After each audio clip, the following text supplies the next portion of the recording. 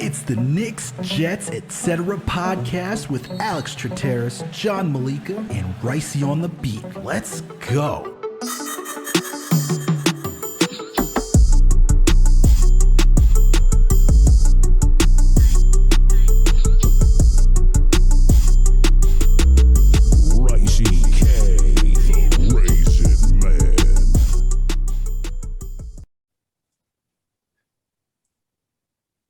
Yo, what's good, everyone? Alex Trataros here with another Knicks episode of the Knicks, Jets, etc. podcast.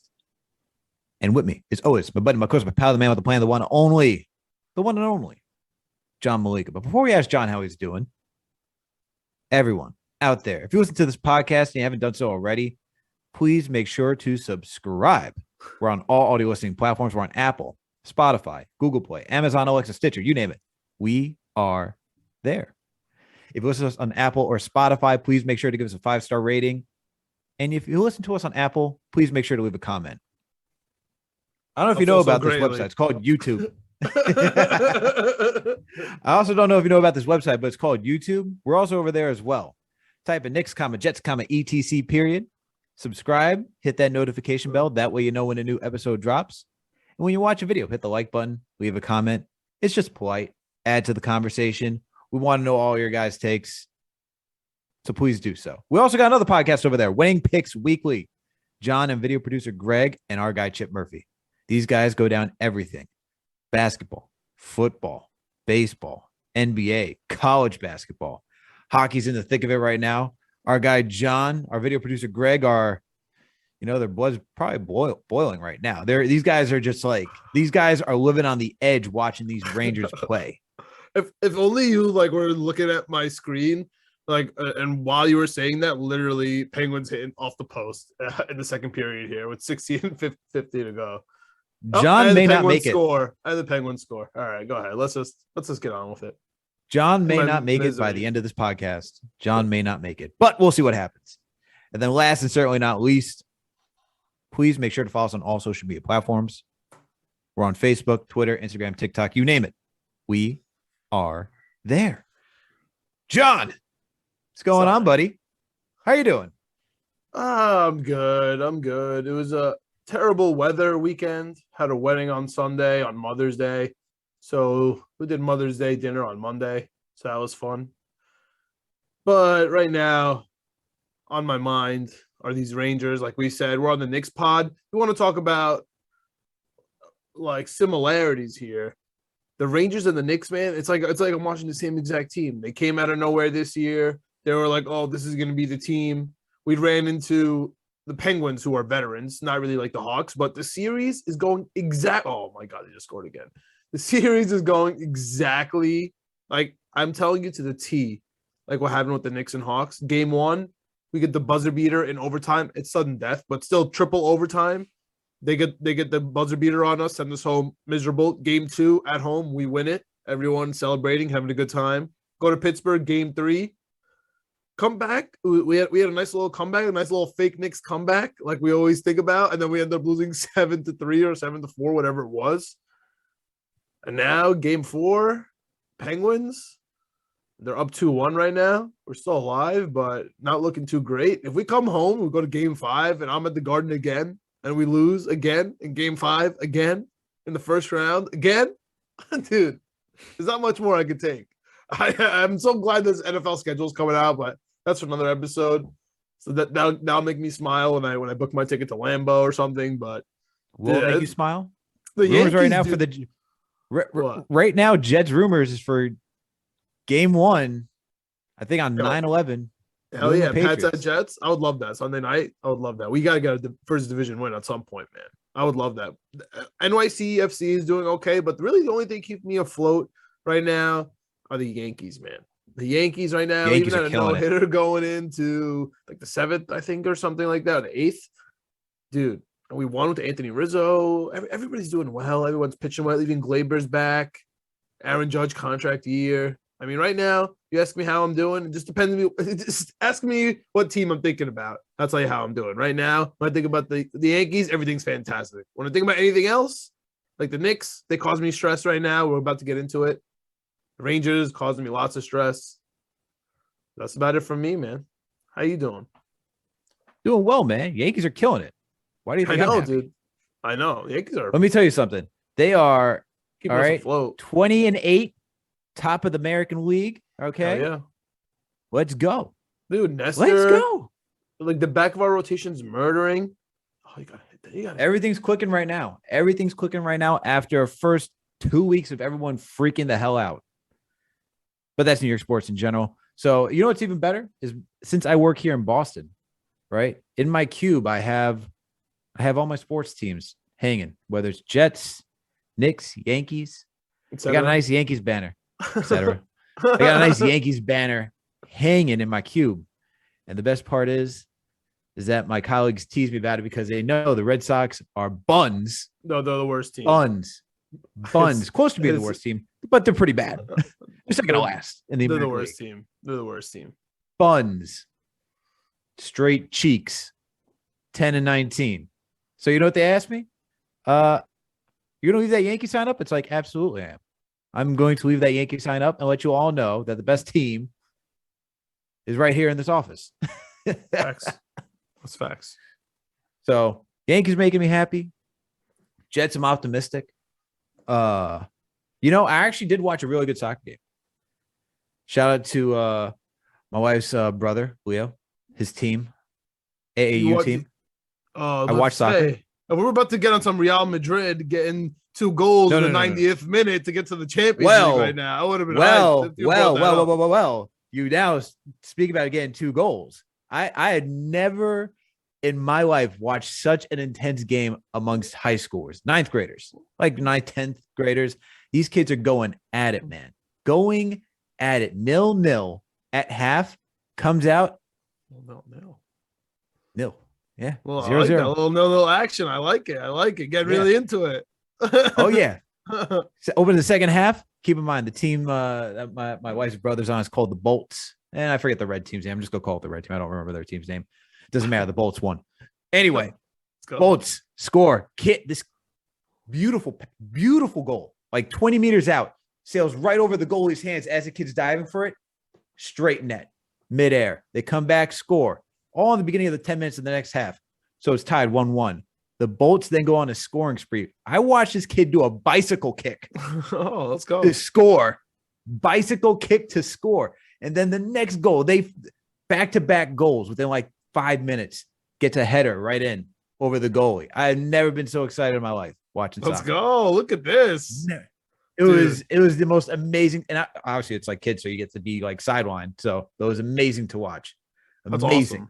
That's awesome. I might have to send you a little bit of highlight tape from the last UEFA Champions League. So if you guys don't know out there, we're trying to get Alex on the soccer kick. If you're listening, we're trying to get you on the soccer kick. Definitely go listen to our NYCFC episode, which was a great one. Alex, the Champions League, which is the best clubs in the whole world, and they get together. It's a championship of Europe, the best club. Real Madrid, they score 2 times in injury time to come out of nowhere. And now versus Liverpool, and Salah gets a little revenge on Liverpool. He got on Real Madrid. He got hurt last time. Some crazy things happening in soccer. That actually makes me really happy that you're getting on your soccer kick right now, especially because the World Cup. Man, I love Ted Lasso. Game close, man. Game close. Besides the Jets jokes. Besides the Jets jokes, which hurts. That hurt. But let's get to some Knicks, there, man. It's slowly but surely. Slowly but surely. We're getting there. But let's get into the Knicks topics, man. I'm sure everyone's gearing up for what we got to talk about. So let's start off with the 2 questions, man. I got 2 questions that we got to get into because I feel like we ended the season. It was bittersweet. We got to watch the young players play. Granted, we didn't get to see all the young players, and it was also bittersweet because there's a certain veteran on this team that kind of helped raise 2 of these guys for this season in Emmanuel Quickly and Obi Toppin. That is one Derrick Rose. And we kind of haven't heard anything about Derrick Rose ever since we saw that video of how, he's going to prove the doubters wrong, wants to come back after his ankle surgery and wants to show that he can still play. We know that he still wants to be like, but he wants to be like Tom Brady, I should say, and have that long career, long career, I should just say, like Tom Brady, be healthy, be fit like him. So let's start off with Derrick Rose, man. What do you think's happening with this guy? Okay, we've heard nothing, absolutely nothing. All I know is that he was at the Pelicans game, like against the Phoenix Suns. He was in attendance. That's all I know. But other than that, we haven't heard much about Derrick Rose. What do you think is going to happen with Derrick Rose this offseason? Before I get into that, do you think that the ankle thing came up out of nowhere? Or do you think that was something that was bothering him and he just decided to now take care of it? Because that's going to... We knew it was bothering him. It was bothering him. Okay, so that's perfect. So honestly, I believe that they were ready for Derrick Rose to go here off the bench when he was, because he all of a sudden, remember, at a certain point in the season, he started, before it was even reported that he was doing well, he started showing up to the games, right? When it was his red little kufi hat, like with his huge hoodies, and he was there every game. And once that started happening, he started playing in pre-games, he was ramping it up, and then all of a sudden his ankle thing came up, right? So if it wasn't it would really scare me if it was an injury that happened to him while he was rehabbing back. Okay, that would really worry me. But the fact that he's now taking care of something that was lingering, that says to me that Thibodeau knew it was a dangerous situation to put Rose in just on the atmosphere, right? We're losing games. Everybody wants young guys. Like, everyone's going to be pissed off, even if Derrick Rose goes against triple doubles every single game. And like, that's a really bad atmosphere to be in. If you're at home and you're coming off injury and you're so likable from last year, now you're going to come on and no matter what you do, you're going to get booed because people want to see McBride. You know what I mean? Like that's a tough position to be in. So in all honesty, if you ask me what I think Derrick Rose's projection is, I think Derrick Rose and IQ are going to be right next to each other in the 1-2 punch off the bench as starting point guard and shooting guard, just like that was our most efficient basketball from my memory. What last time D Rose was on the court, like I'm ready for that. Like I'm ready for the D Rose IQ, 6'7", like punch in as soon as like, well, it depends who we have, right? But as soon as our guards need to take a break, take one out, put a shooting guard in, take another out, point guard in, and like have that role. And I think that's going to control the team. Okay.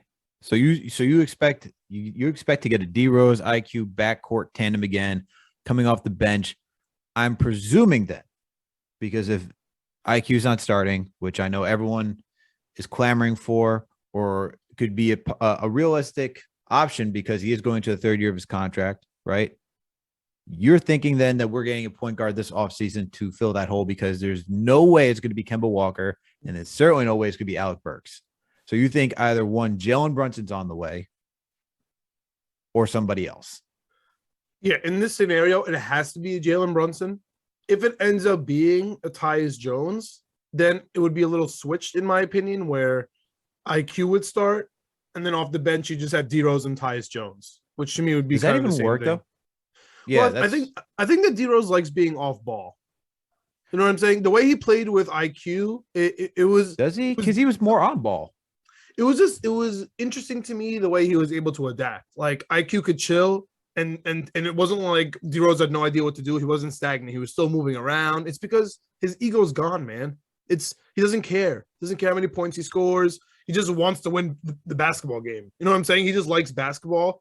Like you said, he's going to random games now, which is interesting, dude, because I remember D Rose specifically saying last year he doesn't watch basketball outside of Knicks games.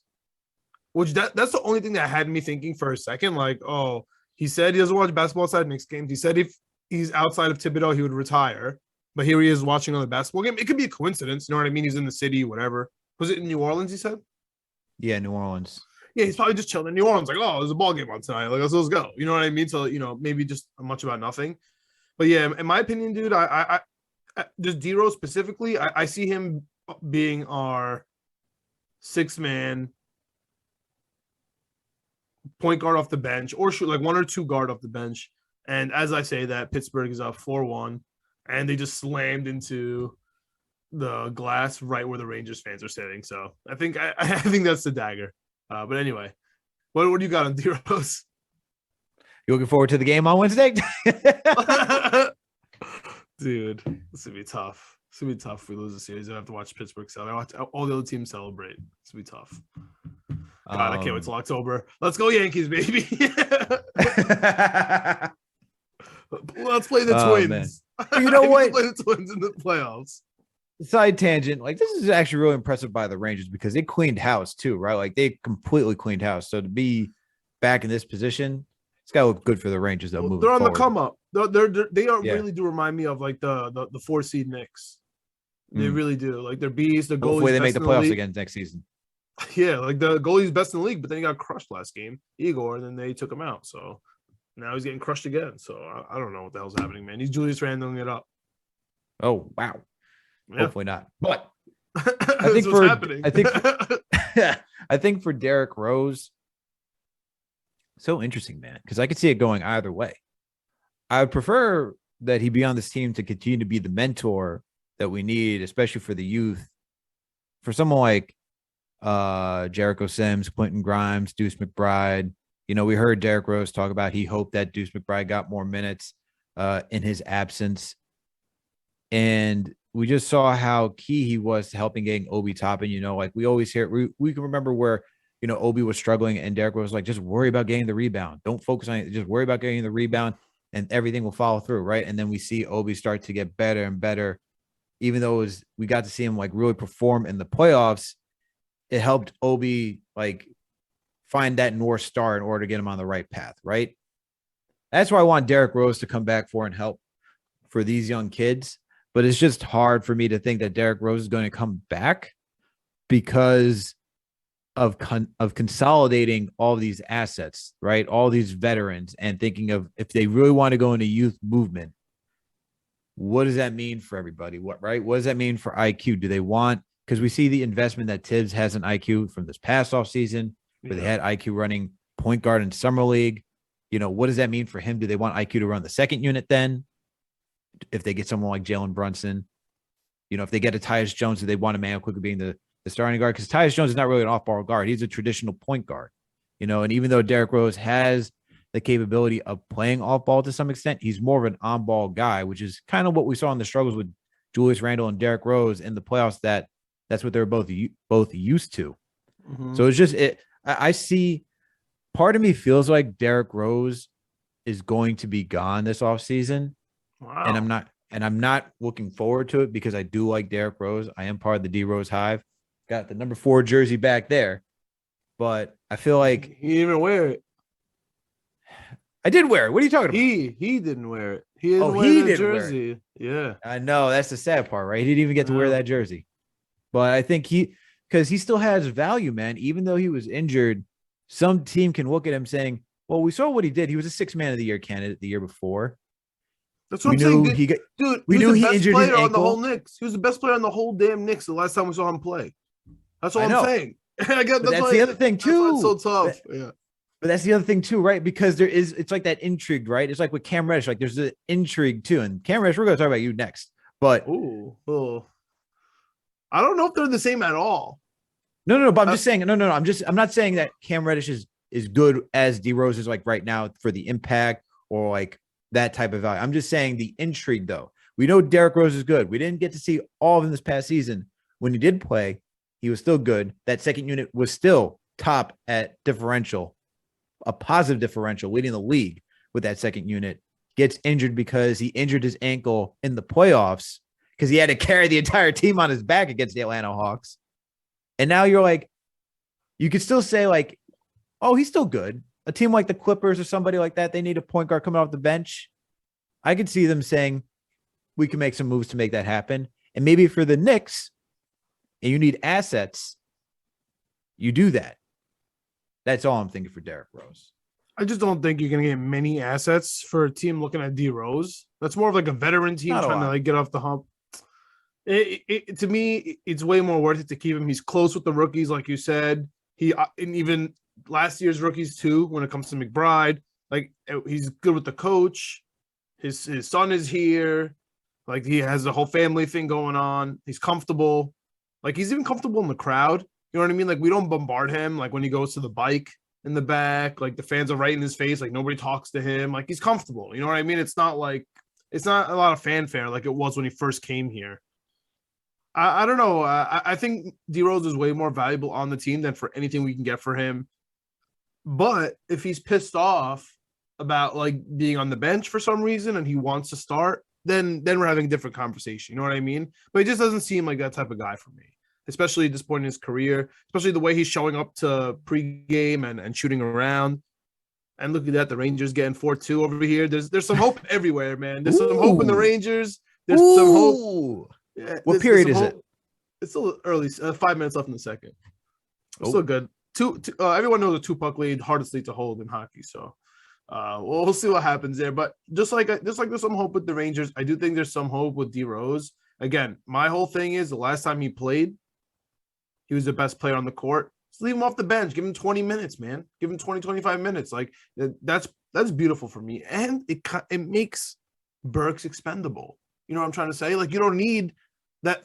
You need a second and third ball handler off the bench in order to be successful in the playoffs. Okay, we're watching the playoffs now. You need a second and third ball handler, and that's going to be D Rose and IQ, or Burks is there. It gives you that leeway. You can get rid of Burks. You know what I'm trying to say? Or it depends on what you do with Fournier and stuff. But like I feel like one of them is going to go.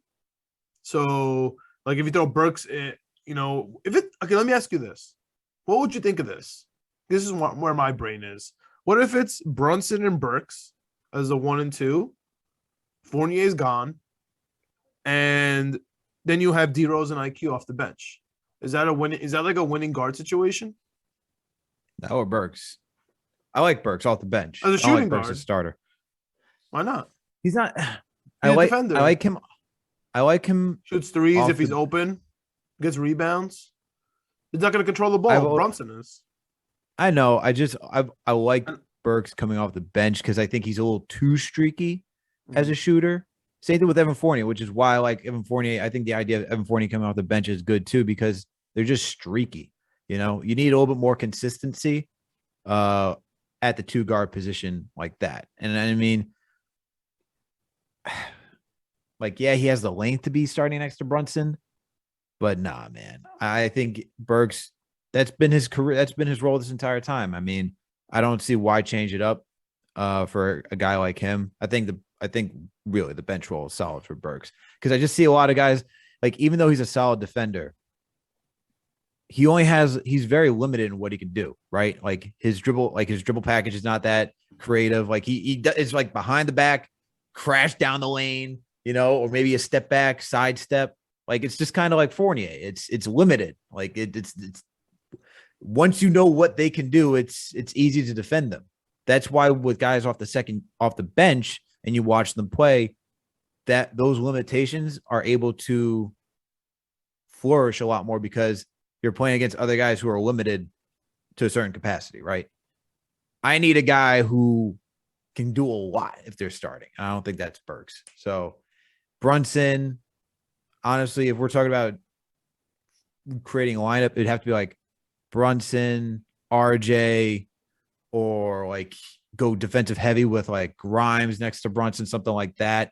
I would love that. You'd have to have something like that. I would love Brunson and Grimes. That would be nice. You'd have to have something like that. You'd have to have something like that because I think there's still more to Grimes that what he can offer. I think Burks, we already know what Burks is. You know what I mean? There's still, once again, that intrigue with Grimes. Maybe you can get more and you can evaluate what he is as a player, but not Burks, man. But let's talk about another guy that there's questions about, which is one. Yeah, Cam Reddish, man. He also kind of with Derrick Rose went off into the sunset. It was like, what could have been? No idea. Wow, sunset. Yeah. Interesting take on a guy who got traded for Kevin Knox. I'm just saying it's in the sunset because we saw a good game from him before he went out. He injured his shoulder, and it's like, oh well, we complained. Well, I'll say for myself, I don't remember if you were complaining because he was doing really well in Phoenix. He was D'ing up Cam Johnson pretty well, and then we switched him out for Fournier, and then Fournier started getting cooked left and right. But Cam Reddish was showing some promise towards the end of the season in the sense that, maybe he could be a contributor. Not that he's going to be the next All-Star, not that he's going to be the next Paul George, as some are claiming him to be, but that he could be a contributor and he's moving in the right direction. But with his injury, we didn't get to see how he would end the season. If he would even crack the rotation, which would have been great for him because of all the injuries that we had towards the end. You know, he was Kemba, he was Grimes. There was opportunities for him. Julius Randle goes out. RJ then goes out. There was just opportunities for him that we could have seen more from this guy. But he's going into a contract year. Last year of his rookie deal with RJ Barrett. He's up for an extension. He's not going to get an extension because we haven't seen much out of him. But do you think that he's going to be a Knick after this upcoming season? Do you think he's going to get traded? Like what? Once again, and this is the other thing why I look at Cam Reddish. He's another guy, and I say like Derrick Rose with intrigue because there's just potential there because he's so young, right? It's not intrigue with Derrick Rose where we know what he's been, we know what he is. He had a good 2020-21 season, solid start to 2021-2022 season. You could say for Derrick Rose, okay, we know what he could be. Let's get him. Cam Reddish, or what he is, we know what he could offer. We still think there's some gas left in that tank. Cam Reddish, you don't even know what the potential is. We've seen spurts here and there. He's just very young, right? And guys are always willing to buy on young guys to a certain degree. Knicks were able to get him for a Kevin Knox and a heavily protected first-round pick. So that's what I'm saying. Like, what do you think is going with what do you think is going to happen with Cam Reddish? Was it a first-round pick or a second-round pick? First, it was a top 18-19 protected first-round pick. The Knicks traded with Kevin Knox. Yeah, and I think a second round went with him as well. Yeah, I feel like there was a second-round exchange there, but there was a second-round exchange. Just in terms of Cam Reddish, I think that your premise about his intrigue and his value is actually what makes me believe he's going to be traded. Tibbs, I feel like isn't even a rumor at this point. The story is that he didn't want Cam Reddish, and when he came here, he kind of didn't impress him. Me personally, I love that Duke team. Like I don't generally like Duke now. I'm probably gonna start liking them a lot more, but I generally like the Zion Duke team with RJ and Cam Reddish, dude. That was an amazing team. I love that team. I was watching almost every single game. Cam Reddish, he's able to get his hands in the passing lane. He's able to D up. He's able to hit contested shots. He's able to sometimes hit corner threes off a pass, off a double team. He's good. I just don't know if he fits Tibbs' system. He's a little bit of a ISO kind of guy. He likes it, even though I mean we all know that Tibbs likes ISO offense, but he's more of like a take it by himself type of guy and doesn't fit from what I understand, right? If you're asking me just in a nutshell, I think Cam Reddish is a great small forward, dude. 3-and-D, and he's only going to get better. I'm hoping that we can ship him off for something good. You know what I'm trying to say? Like Kemba, Cam Reddish, Fournier or something, and hopefully get a good 3-and-D player. You know what I'm trying to say? Just I would rather hit listen, here's what I'm afraid of, dude. I'm afraid of fighting about Cam Reddish, 8 to 12 minutes for in perpetuity until February, right? and then we're gonna start talking about how we have to trade him and how his value is the lowest it's ever been now because he tried and he sucks and he's getting no minutes. And now he's getting 6.5 minutes and we're losing and we're saying play Cam Reddish. Like, dude, I just don't want this nonsense in my brain. You know what I mean?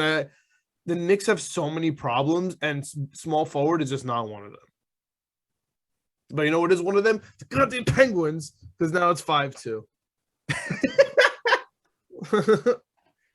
Here we go. Okay, so here's a trade so I can clear it up. Knicks traded Kevin Knox and just the future first round pick from the Charlotte Hornets, top 19 protected.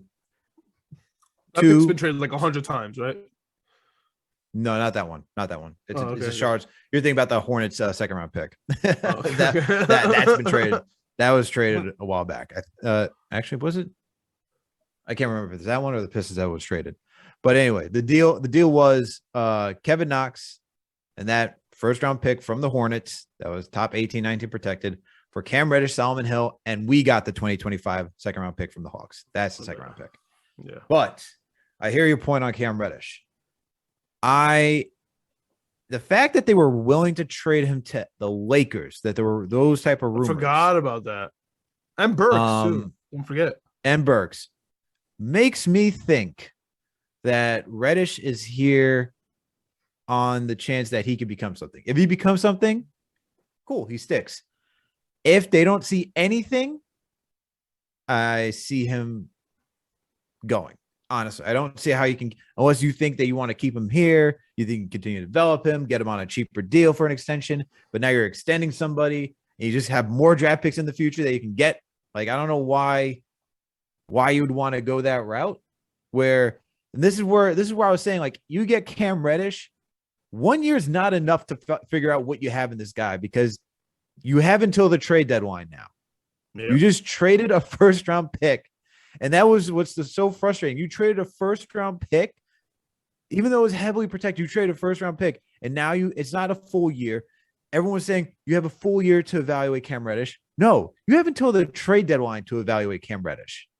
Yeah, that's what you have. Because if you go into the offseason, if you go past the trade deadline and he shows you nothing, it's a sunk cost. Legitimately a sunk cost. Like, are you talking about Cam Reddish or the Rangers right now? Because it's 6-2. They're both a lost cause. I mean, the Rangers, as a team, have a bright outlook because it was a fast rebuild. Cam Reddish, didn't stick with Atlanta. They were willing to move him, which brings up a lot of questions to me on why you would be willing to trade a guy that's considered so talented. But now the Knicks have him, and Tibbs didn't put him in the rotation. We can keep going back to Tibbs' rotations and evaluating players and this and whatnot. I don't want to do this again, bro. I'm not doing this. I don't want another Cam Reddish year of like 8. How many minutes? Let's count them. He should have got 11.5, not 13.4. Like next game, you got 7.5. What is Tibbs doing? Fire him, kill him, shoot him. I can't have this rhetoric for a whole. That's what I'm saying, man. This is where, like, for guys like Derrick Rose and stuff like that, I could see a consolidation if you want to go all youth. I just don't. Cam Reddish, man. I feel like personally, he's going to be traded.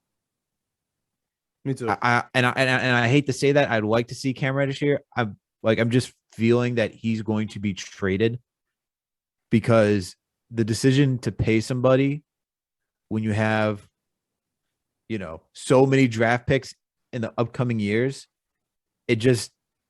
why, when you can go into this draft and go get a wing, you're not going to find a point guard in this draft, but you could possibly find a decent wing. Do you think we're going to draft? Do I think they're going to draft this year? I think so, man. Yeah. I really think so because you look at it, you look at the talent, you look at what you saw this team. There's no way you can sell the fans. There's no way you can sell them on bringing back this entire team. Fans don't even hate Alec Burks, but they hate the idea of like Alec Burks being the starting point guard. It's like you have to trade him at this point, right? Like that's what people are thinking. And I think the front office is thinking that. The Knicks right now, and this is why I think they're going to draft again.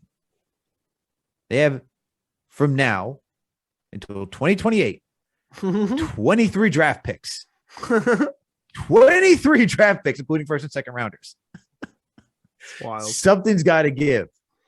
Yeah. And by the way, they did trade the Hornets second round pick. That thing's gone. I knew it. Bro, that thing gets traded every day. But like you have 23 draft picks. 23 between first and second rounders.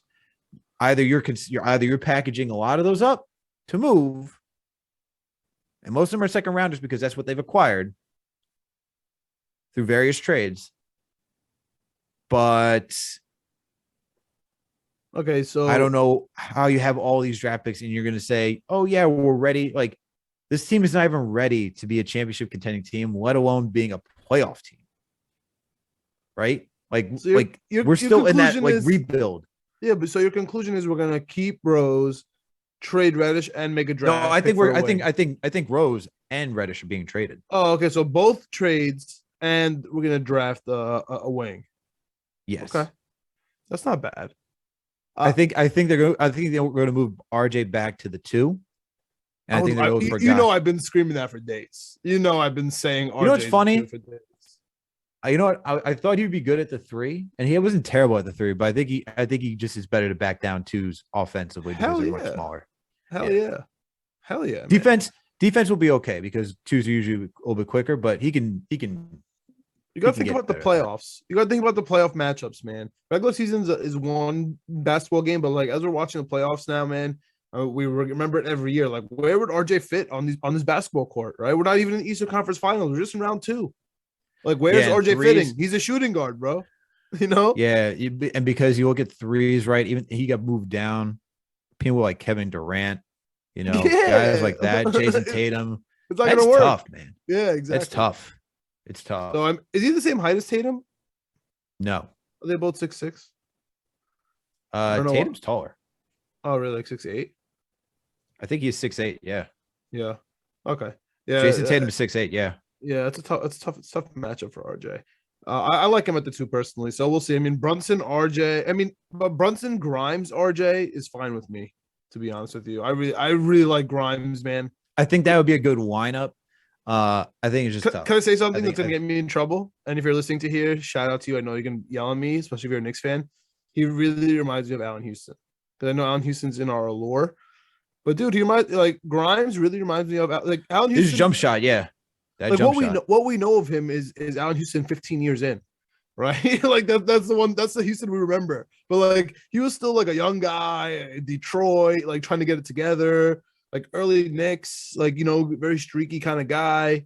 I don't know. Grimes really gives me the Houston vibe. Hey, Houston was instrumental to that Knicks beautiful playoff run when they were the AC to make it all the way to the finals. Of course, I think that's what we remember. But like that, he was a veteran back. You know what I'm saying? I'm like early on, like he is giving me Grimes vibes, man. Like getting up here. I don't know. I'm excited for Grimes. Listen, man. We're talking about trades. I'm not gonna care if we trade Reddish. It just better be for good value because, like you said, we gave up a first rounder. I'm not gonna be upset if we trade Rose either way. I want him, but I'm not gonna like cry over it. It's okay, But McBride, I wouldn't be. I would be agitated, but I wouldn't cry about it. I'm not gonna like throw a fit over it. But if we trade Grimes, like it better be for like a legit reason or a legit player. It can't just be a fantasy player. You know what I mean? Like, oh, there's potential here, or like some picks. No. With Grimes, he's too good for me. Unless you know something about his knee that we don't. Okay, that's the only caveat. If you ever think about his knee and you want to ship him over for that, no problem. I'll trust you there. But I really like Grimes as a 2 guard, man. Starter or off the bench, I really like him. That's the one. Like Sims, him and Sims are almost on the same level. I would put Grimes above a little bit because I still don't know what I have in Sims. Is a little too raw. But like Sims is number 2 on that list for me. Just off the young guys. Right, and then of course on the other side it becomes RJ number 1 better be for a legit player, and then IQ better be for like a legit player. But I really don't want to trade those 2 guys. I agree with you. So just to wrap up on the whole Cam Reddish talk, I think he's going to be moved because we have 23 picks. We got a plethora. I think in this draft, even though it's not the deepest draft, I still think you can get a solid wing out of this draft that you can just add to the starting rotation. Or even coming off the bench. And as of right now, that's where Cam Reddish would be coming off the bench. And I don't see the Knicks wanting to pay a guy who they would have to still develop when you can just move him, see what you can get back in assets, and draft somebody, put him on a cheaper rookie contract, and then have them on the team. That's how I look at it, especially if you got 23 picks, unless you're ready to consolidate. But the Knicks are not ready to consolidate all those assets for someone like with players and stuff like that to get like a Donovan Mitchell. They're not even close. It's not even close. They're not even there to be doing anything like that. So that's my thought on that. And I think they trade Rose to get assets back as well. But you think Rose will probably be here? But do you agree with me? Like, you think Cam Reddish will be moved? Yeah, I think Cam's gone, man. Yeah, I think Cam's gone too. If you could package Cam, Noel, Kemba and either Burks or Fournier and get anything back, we're hyped. Like literally anything. You know what I mean? Okay. And it's gonna help the team, obviously. But Okay. Let's move on to these comments from. and don't forget Randle, bro. Don't forget Randle. Randle's a trade. I don't want to talk about it. I'm gonna give Randle a day of rest. Okay. I know, but I'm just saying I'm saying he's a trade piece. Like you're adding Cam Reddish as a sweetener to any of these deals. So go ahead. Yeah, no, for sure. But The Athletic, Fred Katz and John Hollinger collaborated on an article today. And I just want to say, because this topic got brought up this past season, got brought up the season before, and now being brought up again. John Wall being traded to the New York Knicks, and Hollinger had him as the starting point guard. Good Lord. No more. Do not give me a 1-year fix at point guard. Do not give me a 1-year fix. So the only question is how desperate are you to get off the Randle contract? Right? So and the other question. Go ahead. Keep going. No, keep going. I was gonna say that's a $30 million cap hit until 2026. John Wall's a 1-year deal. So if you're able, if your whole thing is nobody wants Randle, I can't get anything for him. We're stupid for making this deal, and we want to clear our books. We give him all our bad contracts, right? We finally have Joakim Noah off. You give him Randle, you give him Noel, anyone that the contracts that we just don't want anymore. Kemba, all that stuff to match it with John Wall. Have a point guard for 1 year as that Band-Aid fix. We're obviously not going to go too far with the John Wall, D Rose point guard. Like we're not going to make it to the Eastern Conference Finals. And we're going to have another year where we're looking again. But it's a future move. Like if worst comes to worst, my worst case scenario, that's my only justification for that. Otherwise, why on earth am I taking $47 million in my books for 1 year? Like why? Unless maybe thinking like of a doomsday scenario where we somehow have some cap space, and it's like, dude, we have no point guard. We have no choice now. Let's just take him for a year and see what happens because we have no other choice. If he sucks, we'll probably fire him and Tibbs and just start all over, burn it to the ground. Okay, fine. But those just sound like terrible Knicks seasons for me. So when you're I agree with your sentiment, and I am sure that's the general reaction because we haven't seen John Wall play in years. But what are your thoughts on like as some sort of like devil's advocate scenario where which scenario would you be okay with seeing John Wall on this Knicks team? Any scenario? Because obviously we're all together here. Because we're all together here. Like we don't want a $47 million contract for someone that's injured and hasn't played. We're all agreed. It's not even the contract. It's not even the contract at this point.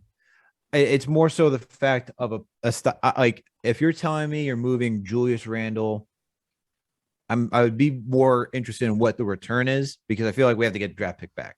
It's not like we're giving a zero-sum player. We're giving up Julius Randle, who can be a good player. I would expect picks back because we are taking the contract off their hands. Not a lot of draft picks. Eric Gordon coming through. Christian Wood coming through. No. Maybe Christian Wood. If you lose Mitchell Robinson, maybe. And that type of deal. He'd be. I mean, Christian Wood and they'd be using him. They've been using him as a 5. Yeah, but the Rockets are. That's not. Don't take that into account when you're analyzing basketball. What you saw from the Rockets. I'm saying like if you. It would be RJ. I'll say this: RJ Wood, Obi, and a center. That would be sick.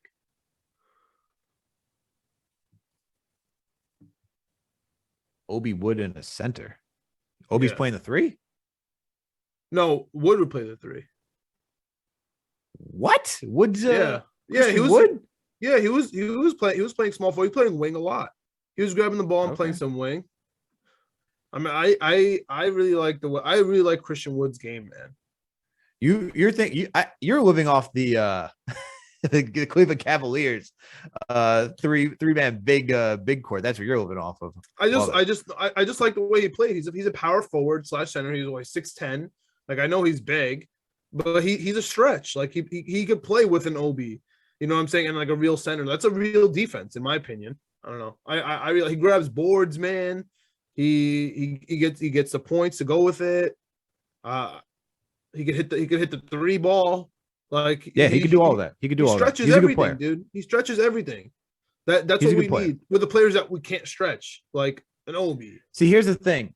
This is going off tangent. If Christian Wood were to be here, I would see him playing the 5 next to Randle being the 4 to help open the 4 for Randle. Honestly, if that were to happen. I know he plays center. I know he's playing center. But let's keep on. Yeah, I know what you're going for. I know what you're going for. It's not too far out of the realm. He's agile enough to be doing something like that from time to time. I want a def lineup, bro. I want my own def lineup. Like, why can't I have one? every team has one except for very us. Very few and far between, my man. Very few and far between have that death lineup. But if it was for John, here's a scenario for John Wall though. We would have to get John Wall back with a draft pick for Randle and whatever else goes down there, Noel, whoever. Like we have to get a draft pick. We would absolutely have to get a draft pick. That's the scenario where I can tolerate John Wall, but I wouldn't even be happy with John Wall because I feel like once again, it's what are we warning from this season? Is it just a stopgap just to try to make the playoffs? Like I'm not really too much of a fan with that. What are you gonna do with it? What are you gonna do? You're not gonna make the Eastern exactly. Conference So that's Finals. where like I'd rather this is where I go back to saying I'd rather have IQ start and just see what we have in him and make evaluations off of him and everybody else on this damn team. Before even doing that, honestly, the ideal situation is he comes here. The Knicks are like, "Hey, you like what you did in Houston? We're doing it here too. Sit on the bench, and we got to pick." Like, just because at this point, like, we need to know what we have out of these young players. We already did this whole stint of just veterans here, and it's like, okay, we've done this before. We don't need just a faux 1-year playoff run that goes first round, then gets an exit, and we're like back to square one with checking out the young guys. Nah, I'm over that. I'm over that stuff. So I'm not a fan of John Wall. I think that the only scenario would be, like I said, we get a draft pick in return. There have to be some good compensation. You have to be moving a lot of contracts. If anything, here's a scenario. If anything, I need him to be the guy off the bench, playing the point guard role like Derrick Rose. 50 mil off the bench. Damn. I don't know. I just don't know if that's feasible. I know, but I'm just saying, like, honestly, 50 I'm not saying it's feasible. You didn't ask if it was feasible. You didn't ask if it was feasible. Raisi, our producer, make a song called 50 million off the bench, bro. I want to listen to that song. Oh my god, that thing will be popping. But no, you didn't ask for a realistic scenario. You just asked for like what scenario. That's I feel scenario. you. Yeah, I feel you. I was giving we have to really stretch here to find ways that would be happy with Wall and team. I had basically dump off every contract and give me a couple of random players like Wood and Gordon, and I might be able to staple something together. That's a fact. That's a fact. But you know what? Doesn't look like we want him, man. Doesn't look like we want him. No, it doesn't. But you know what, John? It can't all be sunshines and rainbows with this conversation because now we got to discuss something where we're at odds. We're at odds, man. Well, I expect it from you. Yeah, I know you. You're the resident Nets hater, man. If anyone out there is looking for a Brooklyn Nets hater, like come find when like anything happens in the political world and talk about your brother, you're talking about me. and anything political, both of you, man. Anything political happens, like people jump to like Fox News to see what the angle is here, or they jump to like one of the the liberal network to see like what their scenario is, MSNBC, to see like what they're gonna go with. Like if something happens to the Nets and you want the negative take on it and why it sucks for the Nets, call the Tratacaster one-on-one. He'll tell you why it's the worst deal for the Nets. And if you haven't guessed yet, it's on the latest trade because James Harden, man, had a fantastic game. Good morning, James Harden. Had a game, and now Knick's Twitter is up in a tizzy. And we're all like, oh, the Nets, I can't believe the Nets lost a Harden trade twice. Oh my God, they stink.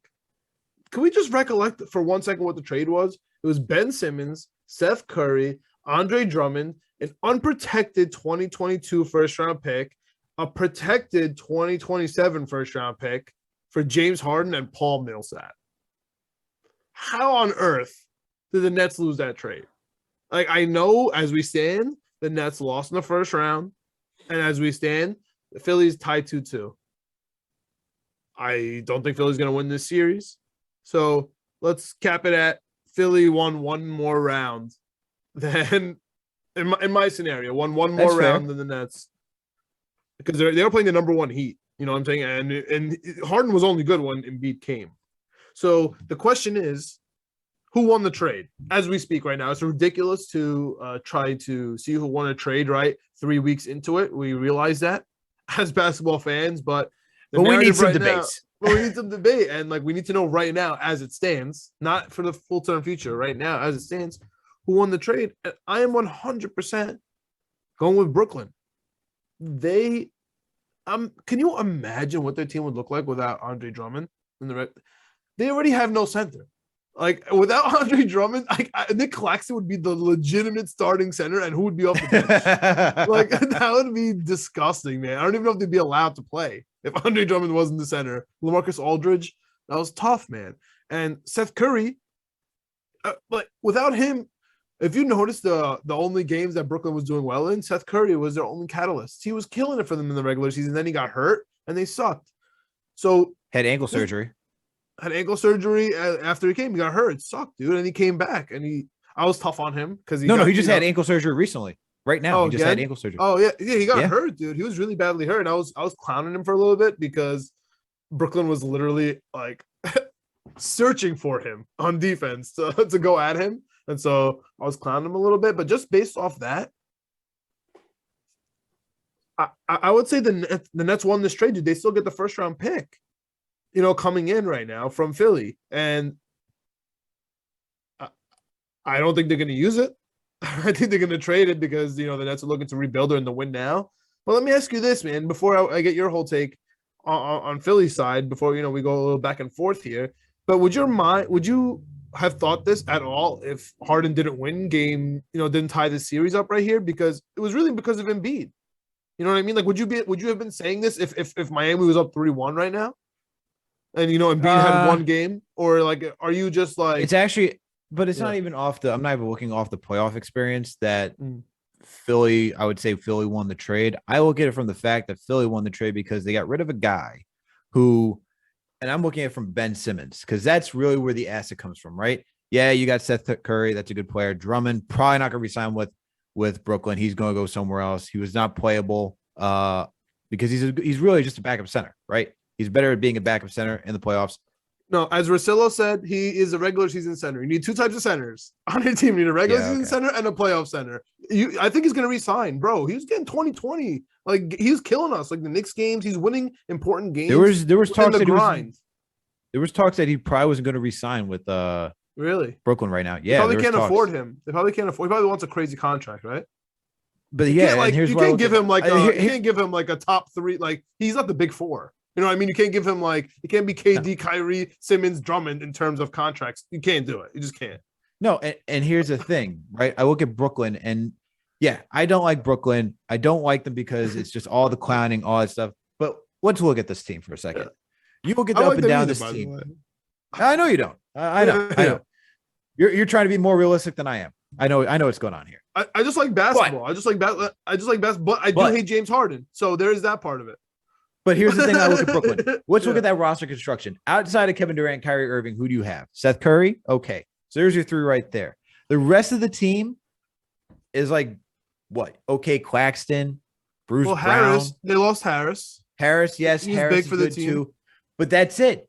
That is legitimately it. They have no depth on that team. I agree. Without that, the first trade, when they traded for Harden, dumbest trade they did. You got rid of a legitimate top center in this league, Jarrett Allen. You had Karis LeVert that came off the bench. You gutted the entire thing.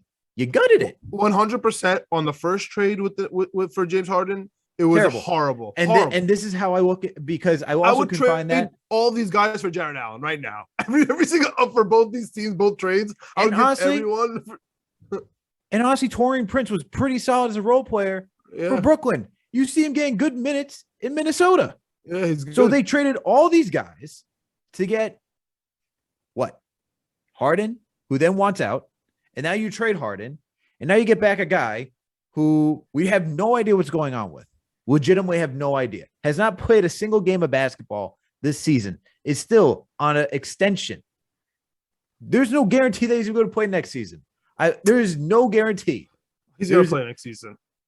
There's none. But this guy has missed 2 full seasons. He's quit on the LSU team. He didn't play first season with Philly. He missed this season, right? Missed this season. And I didn't like, we thought that because people were trying to act like he quit on Brooklyn this season, like he didn't come back. No, he was not ready to come back. So I don't even want to put that on him, but he just missed seasons. He's injury prone. Whoa. If honest to God, if the only thing from my perspective is this season was on him. But if you're telling me this season was not on him, then dude, it was on him. No. This season was on him. I'm talking about towards the Nets. Like when he was on the Nets coming back for the playoffs, saying he was ready. Yeah. He wasn't ready. Yeah, I agree, dude. Okay. From the Nets perspective, he did nothing wrong once he came. He just was he had a back surgery, he has back problems, and he has the mental issues, whatever. He wasn't ready with the Nets. So you can't find him for that. If you're gonna be mad about Ben Simmons not playing the first year of Philly, you have to be mad at Joel Embiid for not doing it too. But nobody's ever mad about that because Joel Embiid performed after. So because Joel Embiid continues to show up, improve his game, and we're talking about a guy who's yet to improve his game. Rarely takes a jumper. Yes. Dwindles when it comes to the playoffs. Has not made it out of the second round. We saw him layups. Passes up a dunk. Not even a dunk, a legitimate dunk. Sure. Has not done anything to help his team, but yet asking for more money, doing all these things. There's not even he signed the extension. He didn't ask for more money. They offered it to him. And he signed No. He wanted his money. I'm just saying he wants the $20 million for this season, even though he didn't play. Yeah, he's fighting for it. But that's off the field stuff, dude. James Harden wants $240 million. He showed up for one game in 2.5 years. He quit on 2 teams within an 80 game stretch. He quit on 2 franchises, bro. And one of them literally gave him his life. Like Houston, gave him everything. And then he went to his boys and then he quit on them. And then he just showed up for 1.5 games in the playoffs right here in round 2 because Embiid came back and was a beast. Honestly to God, a beast. I'm the number one. I have one of my really good friends, Andy. We have back and forth going on for the past couple of years about DeAndre Ayton versus Joel Embiid. And my stance is not that DeAndre Ayton is better than Joel Embiid. The question that we had was, who would you rather have on your team now and going forward? And I always say DeAndre Ayton because Joel Embiid is never there. He's always injured. We know whether it's a trust the process the first year or whether he's injured every year, whether it's a freak accident. He's just never there. And it just doesn't work for me. So I would like DeAndre Ayton because he's always there and he could do, 70% of Joel Embiid, let's say. Sometimes he could do 85% of Joel Embiid and he's always there. So that was kind of my whole spiel on that a little bit. And why I'm on that tangent is because that's where I agree with you. Harden is at least around. Right, you're saying Ben Simmons' whole thing, he's not playing, so at least Harden is around. But dude, he's such a cancer to the team. If he he's imploded franchises. He imploded Houston, and from your perspective, he imploded the Nets. If you're saying that the Nets lost both trades, the Nets? Well, you're saying that they lost both trades. So, dude, this guy was a little. I'm saying they lost both trades because they had to give up assets for a guy they should have never given up assets for because they had a solid team to begin with. Then he sucked. But then they traded him. Because from what's heard, to leave. It was also beef between him and Kyrie. That's what I'm saying. He wants to leave, bro. So this guy forces himself to the team, and within 6 months, he's out again. What? What about this guy wants to? I don't blame Harden for going to the Nets. I blame the Nets for saying let's trust Kyrie and KD to say let's bring in Harden here and trade everybody. He forced himself there, man. But it was always between Philly and Brooklyn. If Brooklyn decided to go out, if Brooklyn decided not to go in, the Tyrese Maxey, all that stuff, that's not being asked for. They're like, all right, you're the only one Harden wants out of here. Here's Harden. But because Brooklyn wanted to get involved and did this trade, now Brooklyn gave up all the assets. Dude. Now you do it. Now you're getting rid of a guy off of 1 year. Makes no sense to me. Listen, man, Ben Simmons' contract runs out after 2 or 3 more years? He makes 35 this year, 37 next year, and 40 next year. Yes. James Harden is about to get $240 million, bro, starting next year. He's about to get that. He's about to. Holy crap. Is it confirmed that he's gonna get that contract? He declined it last year or in April. He declined $237 million, wants more. Nuts. And maybe he didn't want to be with Brooklyn. I mean, if he does a Noel thing where he gets screwed, fine, no problem. But dude, he's about to get a John Wall contract right now from Philly because he won 2 playoff games. Like I'd rather just give me Simmons, bro. Give me Simmons. Like have him figure it out. I got the first round picks. Maybe I could trade him if he does okay. But honest to God, I think Ben Simmons is going to be really good. I think he's going to be really good. We've been saying this for. Everyone's been saying he was out all year. I get that he was out all year. I get that he's an NBA All-Star. He missed a year. He's super talented. I get it. But at some point, like I get it. I get the whole intrigue in Ben Simmons. I get it. You're acting like he's been gone forever. He's 1 year off. He had back issues and mental issues, bro. What else do you want? His brain was broken and his back was broken. Like he took a year off. Okay, sounds good. You don't like that he sued back for his money? Okay, whatever. Like what if he comes back after this 1 year hiatus and he's just a 3 and I can't say 3. He's not gonna be a 3. Stop. Did you trigger people to 3 in there? No, he's shooting 3s. That man's not shooting 3s. He's an A and D. He's an assistant defender, an A and D player. You know, an R. Sounds so gross. That A and D.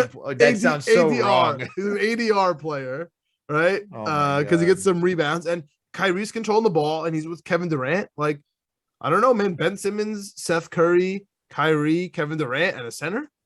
That's a real team. That's a real team. Yeah, if they have the money to do it, they don't have the money to do it. And they don't have the picks to go get. This is a terrible free agency draft class. They got a pick right here. To trade for, you need for who? Who are they getting? I'm not gonna roster construct the Nets. I hate them, but I'm just letting you know. I think they're in a good spot. I think it's a good trade for them, man. I think Ben Simmons is going to be good. To be honest with you, I would rather be right now. I'd rather be the Nets than I'd rather be the 76ers. Oh, I'd rather be the 76ers, man. I know I have Maxey. I know I got Tybal chilling. I know you got Tobias Harris is cool. You got Maxey. You Embiid's got never hurt. Embiid. You got Tobias Harris. James Harden, at minimum, is a playmaker that you can rely on. Okay, he hasn't been the same since the free throw. You want to rely on James Harden? He quit on 2 franchises on a contract year. He's back with his boy Daryl Morey. I'm just letting you know, man. On a contract year, he quit 2 times. That's all I'm gonna say. Where is the reliability? He gets fat. He's getting fat suits like twice, for pregame, and then like doing weird stuff. I don't know, man. I'm not paying that guy $250 million personally. Like it's just not my. I'd rather pay Ben Simmons, and I'm not trusting Ben Simmons to be that guy to show up and be like, all right, cool. I'd rather than if you're giving me 2 options, you say you want to give $240 million to James Harden, or you want to give $120 million to Ben Simmons and get Seth Curry, Andre Drummond, and 2 picks. I'm taking that in a heartbeat. That's how I'm looking at it. And plus, he's just not the same player. If it was James Harden when he was getting those free throws from the Rockets, what if he turns it around? What if he comes back? Because he was playing pretty well last season. He was playing pretty well last season. Listen, man, I don't think he played well last season, and I think Father Time and the way he obviously treats his body. He's 32. Yes, he was averaging 22 points. He still shot well, to a certain degree. It wasn't great like he has been in the past because it was on high volume. He was shooting below league average from 3. Sure, he sucked ever since he quit on the Rockets, bro. Yeah, and he's working to get his way back in shape, and he was in shape this season. If he comes back into shape next season, and actually is willing to play, I'd take his contract, right? He's gonna get $250 million, and then he's gonna start working out, right? I don't think anyone's paying him $250 million to be as a 33-year-old player coming in. That's what I'm saying. That's what he's gonna ask for. I don't think it's happening. Well, he has a player option this year, right? The $48 million that he can just take. Pretty sure he does. Yeah. like obviously that's what it amounts to, dude. He's gonna make John Wall money. I mean, John Wall's 1 year. This guy's about to take 4 or 5 years. That's all I'm saying. 5 would be crazy. It'd probably be 4, 3 and an option. But I don't know. That's my take. That's my take on it, man. He even got a kicker for being traded. Like, you think he didn't know that? You think he didn't know that he was about to get 15% of his contract? Of course he did. He got traded, and he's forcing trades. But he also didn't like the situation in Brooklyn. You force yourself, bro. You force yourself. Like, you gotta stick it out, dude. You gotta stick it out. You're ruining franchises. I don't know. For me, that's how I will get it. Hold on. You have more trust in Ben Simmons or James Harden. He came into the season. The season expecting to be playing with Kevin Durant and Kyrie Irving. Kevin Durant misses time. Kyrie's not even here for the rest of the time. So now it's all on him. Sure, you could say he's used to that. But guess what? It's not a situation like for him in Houston where it was designed around him. This team wasn't even designed around him. So now you're asking him to go be out there with Nick Claxton, Bruce Brown, Joe Harris, and whoever else is on that team to go figure it out. When you're telling me Kyrie, who quit on the team, Kevin Durant can't stay healthy for an entire season now, and you're saying James Harden is the bad guy? Yeah, we legit had a guy who missed the entire season because he did not want to take a shot. And I'm not talking about Ben Simmons. I know. I'm not defending it. I'm not defending Simmons' play. I see more potential in him than I see. No, I'm not talking about him. I'm talking about Kyrie didn't want to take a shot. Oh, yeah. To go play to be on the Nets, to be playing full season. 2 different shots that were missed. Whatever. I don't know, man. I understand wanting to get out of the net situation because does not look like it doesn't look like a healthy environment right now, what it once was. So if Harden wanted to leave because it wasn't what he signed up for, I would want out too. I'm supposed to be playing next to Kevin Durant and Kyrie Irving. And then if you hear rumors of Kyrie challenging James Harden, where it's like, bro, you're not even playing at all. Yeah. You're only allowed to be a part-time player. But I'm here every single game playing. And he played every single game with the Brooklyn Nets when he was available. I would agree. I would agree with the Kyrie here, but yeah. You're the newbie. That's my feeling. You're the newbie. I feel you, but you're the newbie. I'm like, bro, you just forced yourself here. We just traded for him. Shut the hell up. We're about to try to pay you. How is he the newbie? I guess, yeah. Kyrie was here for one more season before. Sure. Yeah, it's him. He chose here. It's just different. It's him, Kevin Durant's team. He chose here. They're about to pay some. But Kyrie, but hold on. They're lobbying the mayor for him. Everything is for him, man. He's allowed to put, spray sage before the game. Like, the franchise, to me, honestly, it's the healthiest it's been in a long time.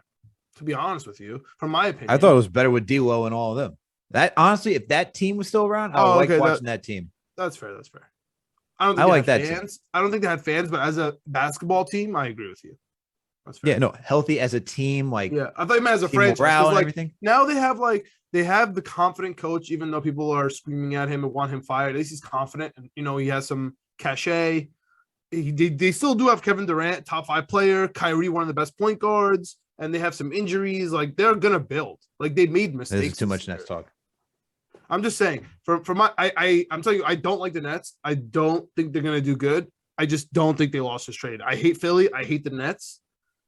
This is way too much Nets talk. I hope they both do not succeed to the fullest extent. However, if you had to pick one of these 2 teams right now, I know obviously everyone picked Philly. They got the runner-up MVP. They had some nice rookies. I mean, they still have more of a team put together. They have more of a team put together. I think I would just take. I think personally, I would just take the Nets personally because I look at Philly. They have you could do something. I guess, but you have more of a complete team with Philly. At least with Harden, it's like even if you let him go, you still have picks for the future. You still have an MVP candidate in Joel Embiid. You still have a healthy roster that you can build off of. Remove Harden, you still have Tyrese Maxey. You can still bring back Tobias Harris. You still have all these other guys that you can just say, okay, you even got Shake on that team still? I forget Shake's still on that team. Do you know? No, I don't think he is. Do you know when they have charts, like for example, our video producer Greg knows about the Mets chart when it was going up and down, it goes up and down for winning percentage. When Like when they were down Shake's 6-1 still to on the that team. Braves. Yes. Like when they were down 6-1 and then they came back to win the game and you just see the chart going like this. I feel like that's the chart for like the James Harden, like and Tobias Harris, like those types of players, their contracts, right? More Tobias Harris, where it's like Tobias Harris, either like, oh my God, this is the worst contract ever. I can't believe it. This is horrible. What team would ever pay him this much? Oh my God, Tobias Harris, the best player ever. He's killing it this series. Every team needs a Tobias Harris. Then it goes back down like, okay, why the hell are you paying Tobias Harris $250 million? Like it fluctuates by series to series, game by game. And that's why I'm not accusing you, but I fear that you're living in the moment with this trade. Nah. With this, I don't look. He didn't I play do not this look year. at James Harden's Harden. playoff success. I do not look at his playoff success as the key factor for my analysis. It is here today, gone tomorrow. That is James Harden. I can agree with you on that. All I'm saying is if you look at it from a holistic standpoint, if you remove James Harden, I'd still take the Philadelphia 76ers as a whole team to build off of in the future than what the Nets have outside of KD and Kyrie and Seth Curry and Joe Harris. That's just me. I think the Sixers have more depth. And it's showing right now. It's 2-2 while the Nets got swept by the Boston Celtics. It's fair. But let's get on to the last topic, man. Good debate. Playoffs. What do you feel about, man? How are you feeling about these playoffs? Any games? Any games you want to highlight? We don't have to go all of them. Any games that you just want to highlight? I just think my philosophy for playoffs, not hockey, because now Pittsburgh's up 7-2. Good Lord. My philosophy for NBA playoffs at home, role players, they thrive. That's been very apparent 100%. here, especially in these playoffs. I think the Suns don't lose another game. I know Dallas took the 2 at home, which is nice, but I don't think Phoenix is going to lose again. To be honest with you, I really don't think the Heat are going to lose again either, but I know it's tough to close out in Philly, so I could see that going 7. What's going on with the Bucks game right now? Do you have the score? As of right now, the Bucks are. I'm surprised that fresh. I'm surprised that they're losing. Bucks are winning 78-70 right now. With a minute 50 left in the third. Yeah, so honest. I mean, the Golden State definitely not going to lose again. I think the Heat are going to have trouble closing it in Philly. Milwaukee really should not lose again. Phoenix definitely not going to lose in Phoenix. I could see them stealing. They have to steal one in Dallas if they want to be champions. You know what I mean? Yeah, I know that sounds very Stephen A. Well, Smith. it's 2-2. It's 2-2 right now. No, but I'm saying they have like. Oh, you mean win the 6th game in Dallas? Yeah. Like it's very Stephen A. Smith first takey of me, but like I need Phoenix to win on the road in Dallas for me to be confident about them winning the championship. You know what I mean? They can't just lose to Luka at home, be like, oh yeah, we just can't beat Bullock at home because he rains threes and Max Kleber. Like, come on, dude. Like, if you want to win this championship, if you want to actually get over the hump versus Milwaukee, I know you technically only have to win in Phoenix, for the rest of the playoffs. But I don't know, dude. For me, I need Phoenix to win in Dallas. You know what I mean? Like, I don't care if Miami goes 7. That's not going to change anything. If Milwaukee goes 7, wouldn't matter. Golden State's not going to lose again because Ja's out. Yeah, but no Ja. Golden State is taking it home. For some reason, I feel like Phoenix has to prove it to me. I don't know why. Maybe because they didn't get off the hump last year, so I'm still looking for something to prove to me that they can do it. You know what I mean? Yeah, I feel you on Phoenix. I agree with you. Warriors are not going to lose. With no Ja, Warriors got this thing locked up. Jordan Poole looking nice though, right? Jordan Poole looking nice. Yeah, but as John Morant, not the biggest Jordan Poole All right, fan. But we saw Ja. There's an image of Ja grabbing Steph's cap. All right, let's relax on that. I know. No, Jordan Poole's good, man, especially at home. I don't have a problem with Jordan Poole. I don't think he's bad at all. I just think he's really good at home with Steph Curry. It's just different, man. It's different. I hear you. It's different. He's not a star. I have a question. Do you think projected he's going to be better than Jordan Clarkson? Jordan Poole? Yeah. Yeah. Yes. Better than 6th man of the year. Multiple 6th man of the year. Okay. That's a high ceiling. For me, that'd be crazy. I would be wrong on Jordan Poole if he becomes better than Jordan Clarkson. up to Jordan Clarkson, I'm like, just on par. You know what I mean? But if I think he's better than Jordan him, Clarkson. that for me, yeah, I watch him. That would be a shock for me. I watch him. His playmaking is on another level. His scoring is on another level. Defensively, I think his instincts are better because Jordan Clarkson, for a good stint of his career, and even to some extent, can be a turnstile on defense. And he's not really that playmaker. He's just a really good go-to scorer. Like, oh my God, we have 20 seconds over left. A game. We have like 10 seconds left on the clock. Who's going to take the shot? Give it to Clarkson. Jordan Poole can kind of do whatever you need of him. I look at him like that.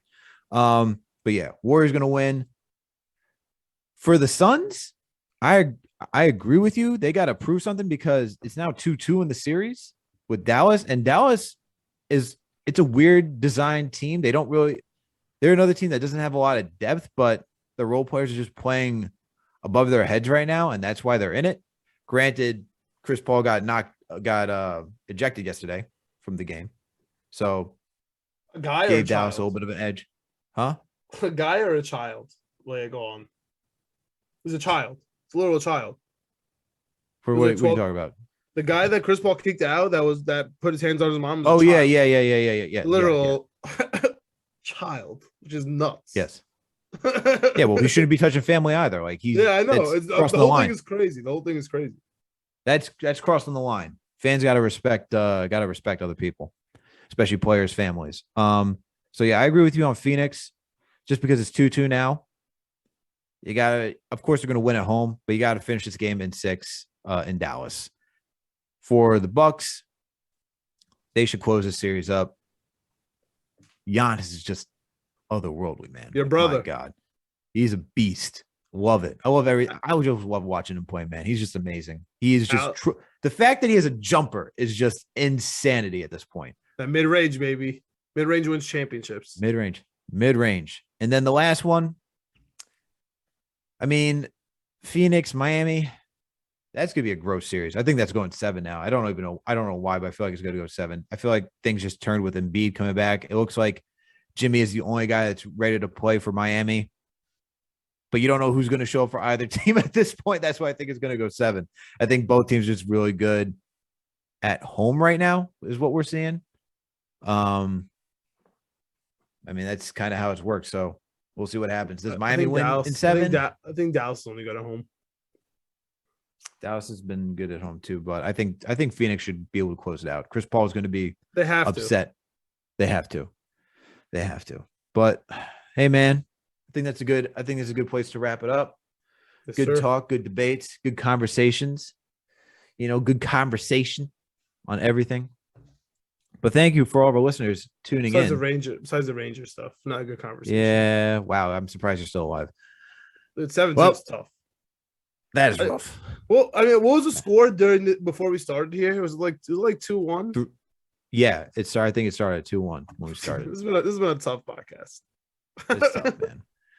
But everyone, thank you for tuning in for another Knicks episode of the Knicks, Jets, Etc. podcast. You know what to do. Please make sure to subscribe. We're on all audio listening platforms. We're on Apple, Spotify, Google Play, Amazon, Alexa, Stitcher, you name it. We are there. If you listen to us on Spotify or Apple, please make sure to give us a 5-star rating. And if you listen to us on Apple, please make sure to leave a comment. We're on YouTube, Knicks, Jets, etc. period.